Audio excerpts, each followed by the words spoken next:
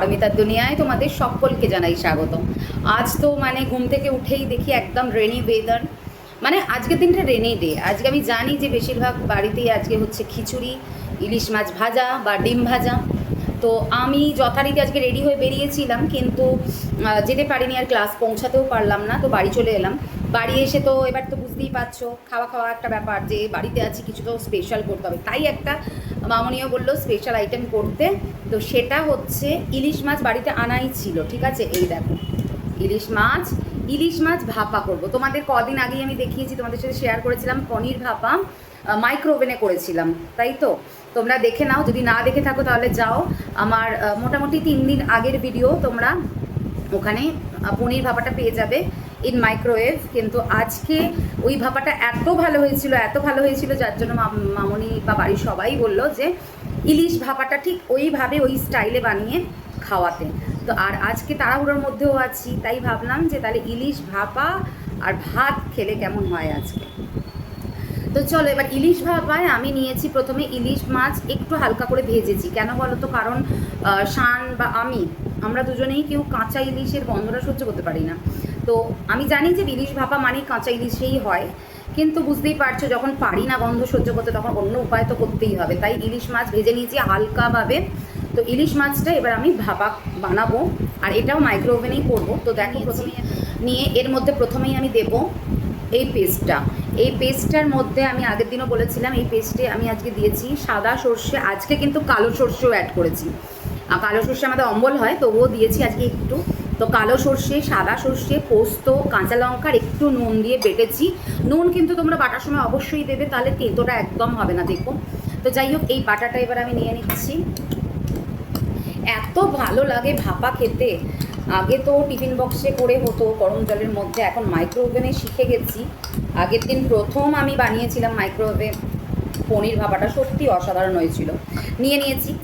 এরপর আমি এর মধ্যে দিয়ে দেবো, এই দেখো, টক দই আধ বাটি, কারণ ওই পেস্টটাও কিন্তু আধ বাটি ছিল। তো টক দইটা ভালো করে ফেটিয়ে রেখে দিয়েছিলাম আমি, একদম ক্রিমি করে নিয়েছি। তো টক দই দিয়ে দিলাম এর মধ্যে।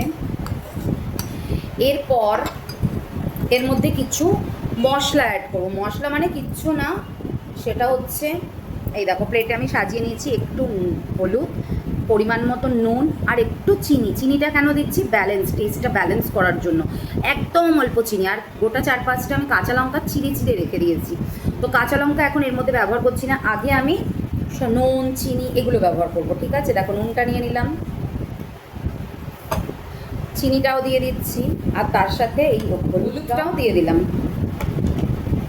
দিয়ে ভালো করে পেস্টটা, ওহো দেখেই কি লাগছে গো।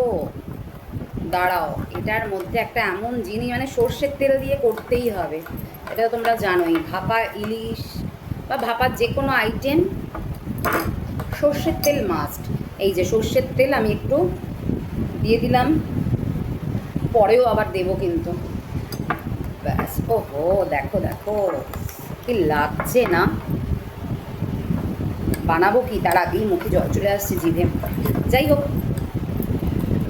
জিভে জল এসে গেছে, সেই নিয়েই করছি আর কি। দেখো, খুব সুন্দর করে পেস্টটা আমার হয়ে গেছে। এবার আমি এই যে হালকা করে ভাজা ছিল ইলিশ, এটা আমি এক এক করে দিয়ে দেবো এর মধ্যে। আর আরেকটা কথাই দেখো, ইলিশে কিন্তু ডিম আছে, দেখতে পাচ্ছ কিনা জানি না, বেশি না হলেও ইলিশে কিন্তু ডিম আছে। ওহো, এটা অনেক আছে। এই দেখো, এই ডিমটা বুঝতে পারবে, একদম ডিম ভরা ইলিশটা কিন্তু বিশেষ বড়ও ছিল না, আসলে যা পাওয়া গেছে তাই আনা হয়েছে আর কি। দেখো, সবকটা ইলিশ দিয়ে দিলাম। ইলিশ ভাজার যে তেলটা, ওটাও চেটে আমি দিয়ে দিচ্ছি, কোনো জিনিস নষ্ট করার দরকার নেই। চলো, এইবার ভালো করে পেস্টটা লাগিয়ে নেবার পালা। মাছের সাথে ভালো করে মাখিয়ে নিতে হবে। কাঁচা ইলিশে করলে সব থেকে নিশ্চয়ই ভালো হয়, কিন্তু আমরা টেস্টটা মানে একদমই পছন্দ করি না কাঁচা ইলিশে, আর শান্ত একদম খায় না, জানো তো, যার জন্য এইভাবে করা আর কি। জল ব্যবহার করছি না, আগের দিনও বলেছিলাম, জল কিন্তু একটু ওই যে বাটিটা আমার, এই যে পেস্টের যে বাটিটা, এইটা ধুয়ে আমি একটু আমি জল, এই দেখো, এটা ধুয়ে এর মধ্যে দিলাম।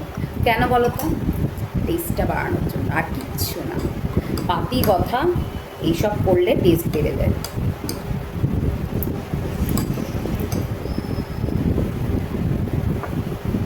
ওহো, দেখো তোমরা যদি এখানে থাকতে না, কি বলবো, ইলিশ মাছ তো হালকা ভাজা, ওই জন্য একটা আলাদাই গ্রান বেরোচ্ছে এটা থেকে। আচ্ছা, এবার এই যে কাঁচা লঙ্কা, এই কাঁচা লঙ্কাগুলো সুন্দর করে একদম সাজিয়ে সাজিয়ে দিয়ে দিচ্ছি। দিয়ে এই যে কাঁচা লঙ্কা তোমরা দেখো ভালো করে, তোমাদের জন্যই বানাচ্ছি স্পেশালি, ভাবলাম যে বাড়ির জন্য, তা তোমরাও একটু দেখে নাও।